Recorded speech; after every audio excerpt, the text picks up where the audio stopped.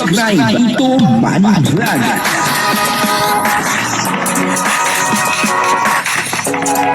Payagan po si Tito Manny Vlog na mag-reactor para pambiling gamot sa kanya pong karamdaman.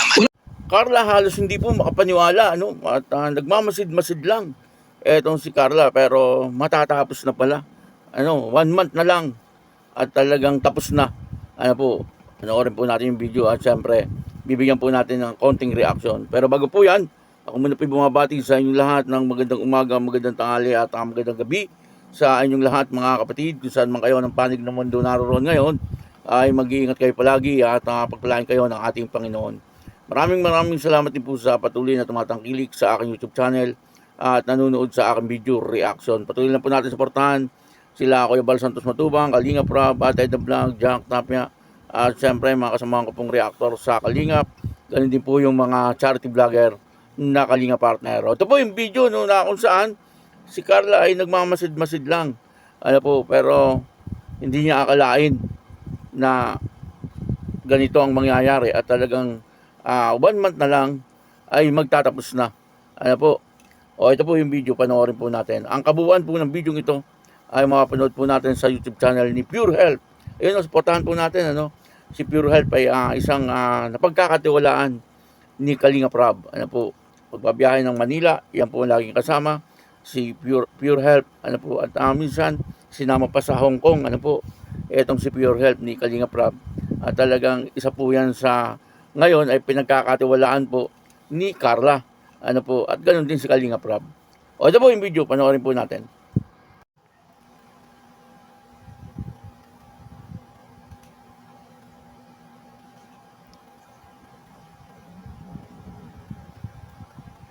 So ayun mga kalingap, papunta tayo ngayon kay Carla sa kanyang bahay. Dalaw tayo doon, meron tayong isilipin, meron tayong titingnan. Estimated mo, abot ka ba ng 1 buwan to? Di na. Kalagay silang spandrel dito kami. Abot ka ba ito ng 1 buwan? Di na. Estimate mo lang. Lahat, kasama yung Pwede siguro. Basta may materialis. Pag wala, aray ko. Ha? Nakakuha na dyan kaya Okay, very good. Pinilis ko pa utang muna, sabi nagkakunawin I-check mo lang yung resibo. Kasi baka minsan nagkapatong-patong ay. Kano naman namin pinipicturean ko agad. Send kay Carla, tama, very good. Kaysa isang kasi nagkakadoble-doble. Basta yung akin, 20 semento, tapos buhangin. Pang-flooring na. Oo, pang-flooring. Yung na. Nasa 30 pa semento dito Kung 30. Kung mag-ano ng 20, okay lang? Pang-flooring. Oo. Sige na. At mayroong gusto magpaabot ay. Ayos na yan. And guys, mga batsi na kami. Kapadyams, malapit na rin yung bahay niya. Kunting eri na lang si Kajomar. Malapit na maglipat. Kay Carla, ang estimated na. Hindi po sa gabal yung kahirapan po kay Carla. Ang importante ay naandun po yung kanyang pangarap. At hindi lang po basta pangarap, talagang nandun yung aksyon. Kumbaga, talagang sinasabayan niya po ng paggawa. At yung kasipagan. Ganun po ang nakikita ko kay Carla. At dito nga po ay nakita po natin sa video na etong si Carla ay nagmamasid-masid. Pinagmamasdan niya yung kanyang pinapagawang napakagandang bahay. Hindi lang po basta bahay ito, Talagang masasabi po natin na milyon ang halaga po nito. Kasi sa mahal po ng materialis ngayon, at nakikita naman po natin, hindi basta bahay ang pinapagawa ni Carla. Malalaki sigurado mga bakal na ginamit dito. Kung ilang poste, ilang kwarto, at syempre ilang semento, ilang hollow blocks, at yung bubong nito, ay talagang pwedeng abutin po ito ng milyon. Plus pa yung mga trabador niya. Kaya masasabi po natin na unti-unting naaabot ni Carla yung kanyang mga pangarap. Dahil po sa kanya na ring kasipagan, siyempre, number 1 po dyan ay yung tiwala niya sa ating Panginoon. At nakikita naman natin kay Carla, no, bagamat umaasenso na yung kanyang buhay, pero nananatili pong nakatungtong yung kanyang mga paa sa lupa. Ano, ibig kong sabihin ay hindi po siya nagmamataas. Ano po, lagi lang po siya nagpapakumbaba.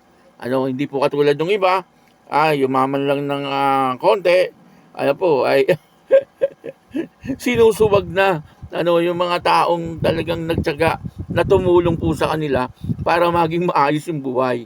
Ano po, may mga tao na gano'n, tinulungan bandang huli ay yung tumulong pa magiging masama. Marami po yung ganung klaseng tao. Pero ito pong si Carla ay talagang kung sino po yung tumulong sa kanya ay talagang minamahal po niya. Nire-respeto po niya at talagang naandun ang paggalang po niya. Ayun ang maganda kay Carla. Hindi po siya marunong magmalaki. Lalong-lalo na po doon sa mga taong nakikita niya na laging naandyan po sa oras ng kanyang pangangailangan. At ganun din sa Kalingap Jomar. Kita po natin yung bahay ni Kalingap Jomar ay talagang napakalaki rin. Bukod sa si Kalingap Jomar ay meron pong malaking bahay, ay nagiging matagumpay din daw po sa kanyang negosyo. Yun po ang sabi ni Julie Paunil. Hindi ko lang po malaman kung ano pong negosyo ngayon ni Kalingap Jomar. Ang alam ko po nung una, mayroon po siyang rent-a-car. Yun po ang negosyo ni Kalingap Jomar. At yung mga nasa garap po, nasa hili, yung parang ganun ang nakikita kong negosyo niya. At halos yung pag-angat nila sa buhay ay sabay. Sabihin natin na mapalad po si Carla kasi ay nakasama niya po, naging kalab team niya po etong si Kalingap Jomar. Pero mas higit na mapalad etong si Kalingap Jomar, ang makalab team niya etong si Carla. Kasi ay dumami po ang kanyang sponsor. At gumanda yung kanyang YouTube channel. At isa pa ay talagang nakita natin umangat yung kanyang buhay. At ito naman po si Carla ay ganun din. Naging maayos din ang buhay ni Carla. Dahil yan po ay sa pagtulong din siyempre ng Kalingap. At yung pagiging love team din nila ni Kalingap Jomar. Kaya itong si Carla, hanggang sa ngayon ay nakikita po natin na napakabait na tao. Yung kanyang pagiging mahihain ay naandyan pa rin. Kaya lang ay hindi na po ganun kalala. Ibig ko sabihin ay talagang marunong na po talaga siyang humarap sa mga tao. Hindi po katulad doon na talagang medyo nahihiya po siya pag nakikipagharap po siya. Pero ngayon ay talagang malaki na rin po yung kanyang self-confidence. Siguro, dahil sa, siyempre, umaangat na rin ang buhay ni Carla, at nagiging maayos na talaga. Kaya patuloy lang po natin suportahan, ang Jomcar.